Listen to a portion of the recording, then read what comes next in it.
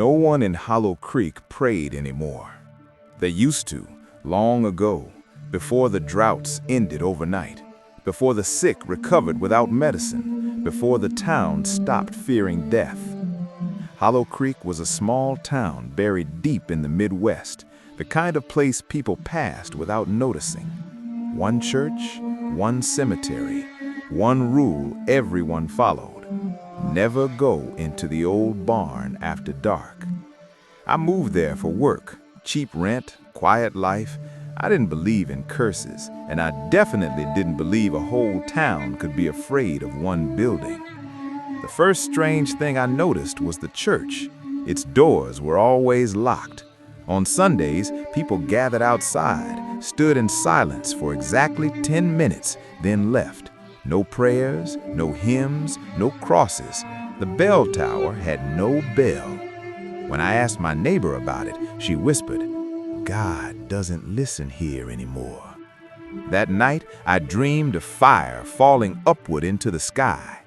The next morning, I found a symbol carved into my porch. Not a cross, not a circle, something broken, something unfinished. I asked the locals. They pretended not to see it. On the third day, I learned the truth.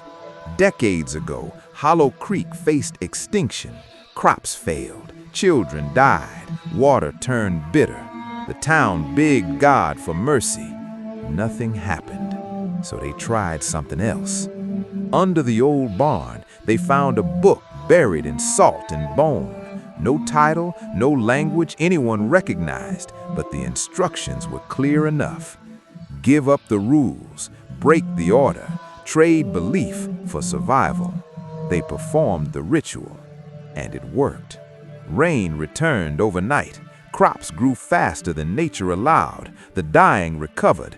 Death stopped visiting Hollow Creek. But something else came instead. Every year, the town had to offer a confession, not of sin, but of faith.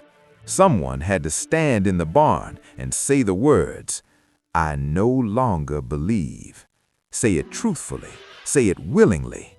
The first time, volunteers stepped forward, then strangers, then newcomers.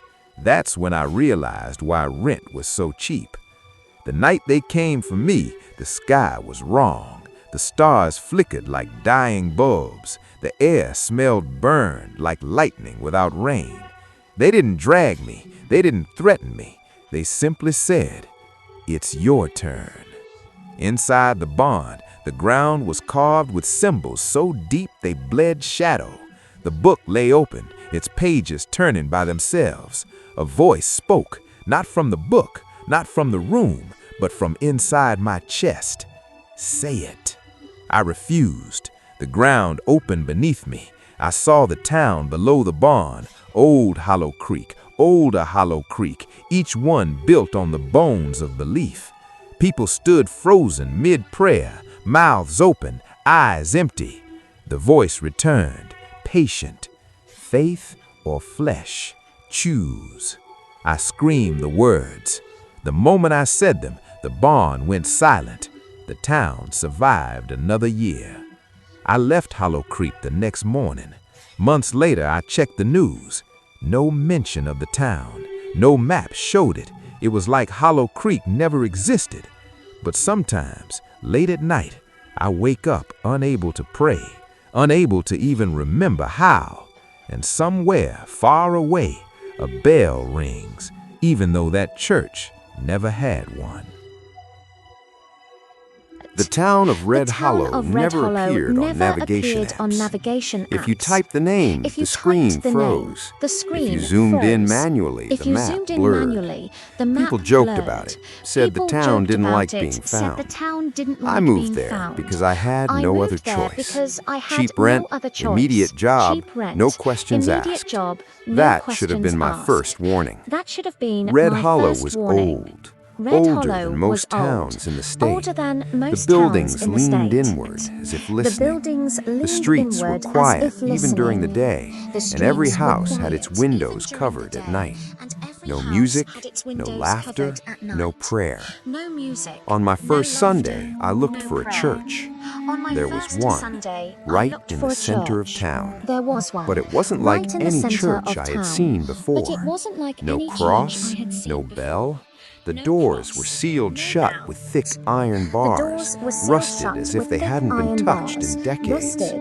People walked past it without looking. That night, I asked my landlord about it. He stared at me for a long time before answering. "We don't talk to God here," he said. And he doesn't answer anyway. The first few nights were normal if you ignore the silence. Red Hollow went quiet exactly at 11 p.m. every night. Not gradually, instantly, like someone flipped a switch. On the fourth night, I woke up to whispering outside my window. Not voices, a single sentence repeated over and over. "We chose to live." I looked outside. The street was empty, but every house had its lights on, all at once. The next morning, I noticed something else. The cemetery at the edge of town had no recent graves. The last headstone was dated 1957.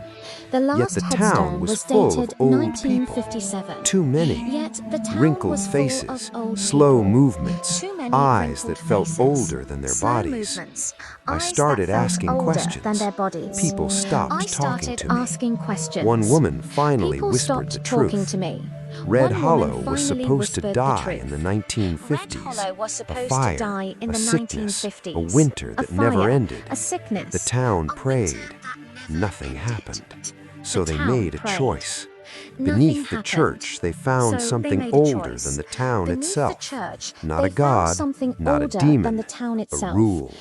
And rules, when broken properly, answer back. They performed a ritual that didn't ask for blood.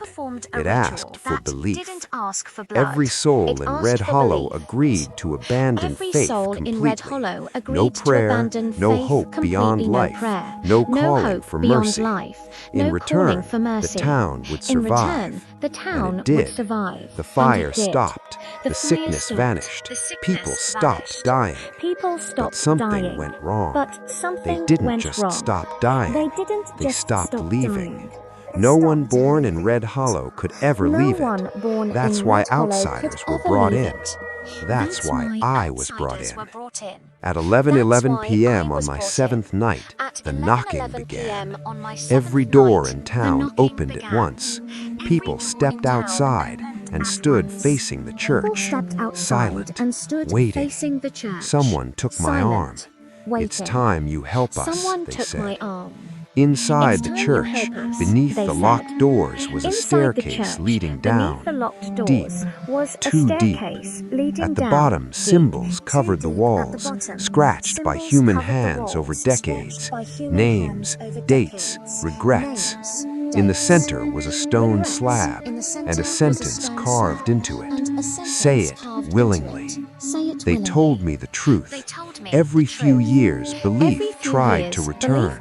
Someone would pray, someone would hope, and the town would weaken. To survive, Red Hollow needed someone new, someone untouched by the pact, to say the words aloud. "I believe in nothing," and mean it. I refused. The lights went out.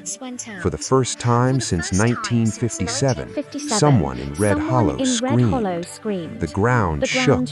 The church walls cracked. The rule was breaking. I don't remember saying the words.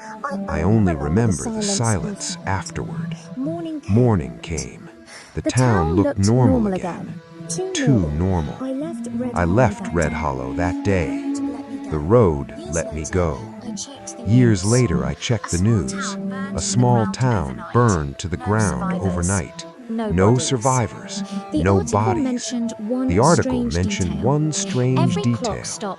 Every clock stopped at 11:11 p.m.